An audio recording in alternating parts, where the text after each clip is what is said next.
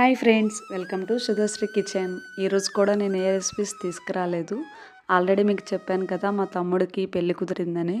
కొంచెం ఆ పెళ్ళి హడావుడిలో ఉండి వీడియోస్ అయితే చేయడం అవ్వట్లేదండి. సరే, ఎటు కుకింగ్ వీడియోస్ చేయడం అవ్వట్లేదు కదా అని అట్లీస్ట్ మ్యారేజ్ వీడియోలన్నా చేద్దామని చేసి అప్లోడ్ చేస్తున్నాను. పెళ్ళి కొడుక్కి నలుగు పెడుతున్నారండి. ఇదే ఇంకా లాస్ట్ నలుగు అనమాట. పెళ్లి రోజు పెడతారు. ఈ నలుగు వచ్చేసరికి ఏంటంటే పెళ్ళి కొడుకు వాళ్ళ ఇంటి దగ్గరే పెడతారు.